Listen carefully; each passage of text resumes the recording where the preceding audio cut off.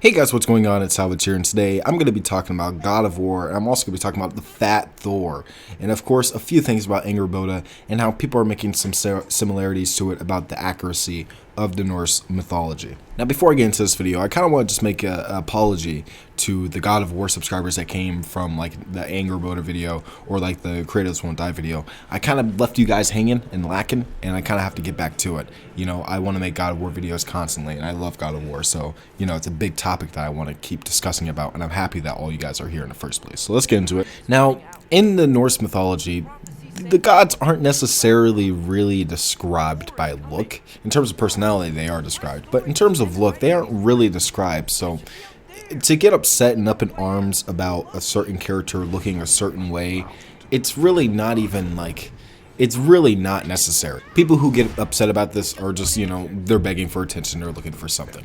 I think Thor looks absolutely great in this game. He looks like how he should look, very strong, and it's going to be interesting to see what his moves even are. Like, is he going to be rolling around? I'm just interested to see what Thor is going to be doing in this game, because, you know, he might have the ability of flight. He might have the ability to do a lot of things, and I'm just curious to see how they're going to animate that big ass belly doing certain things to Kratos. And you know, is it going to be running fast? That's going to be funny. You know, we're just going to see a lot of funny things, but like, again, being that big, you are that strong by default. It doesn't matter.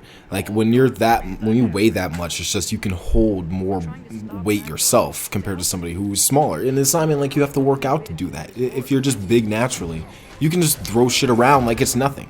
And so for someone to be fighting gods, and he is a god himself, he's just doing that, it's like, it makes a lot of sense, you know. The fact that also in the Norse mythology, he's described to drink a lot. Like, I think the most popular story that a lot of people know, especially in the God of War stories, is Thor dressing up as Freya and going to get his hammer back from, I think, Thrym? I think that's what his name was.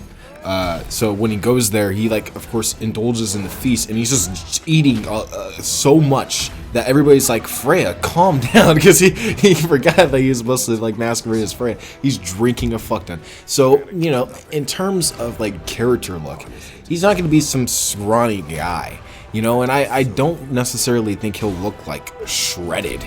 You know, I think that this would be a lazy fuckhead who would try to, like, end battles as fast as possible, who would try to look for a dickheadish way to do that, and after a battle, indulge even more and just fucking, you know, relax. It's something that makes sense. I personally love what they're doing for God of War, and it really just honestly makes him look like a dickhead. So, I personally think it's already accurate to the Norse mythology. I think that's a great idea. And also, if they even went with the shredded look, it's just going to be too similar to the MCU. It's like, people are going to claim that they're copying Marvel by putting in this shredded figure who is Thor. I think it's a good twist. I think it's a good way to push themselves away from the Marvel design, away from a lot of the artist design of Thor, and make their own spin on it. Because, of course, there really hasn't been a fat Thor. I can't think of any other image besides Fat Thor now, and it's great. I really think that that's a good idea, and when we see him in action, I think it's going to be even better. And now a lot of people say, well, they made, you know, Angrboda inaccurate, but they made Thor accurate. Why is that? Why do they do that? Why is that such a good thing? There's a double standard there. There's no double standard. First off, we don't even know how Thor acts. Second off, Thor is fighting and most likely will be killed by a Greek god who also never even existed before 2005. So, accuracies sort of out the window in a way. They're taking inspiration from the Norse mythology to make their Thor, and I think they're taking inspiration from Norse mythology to make their Angrboda. And I don't necessarily think they need to be tied down to the accuracies of the Norse mythology, because they're already making their own thing. Like, we've already discussed this. I've already talked about this.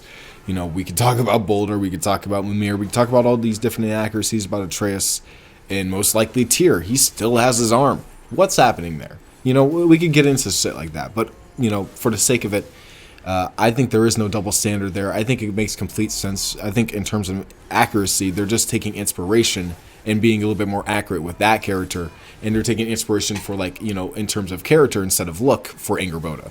So we'll see what happens. I personally can't wait to see what they're going to do with all these characters, all these new characters. It looks like an expanding world that's just going to keep getting better and better.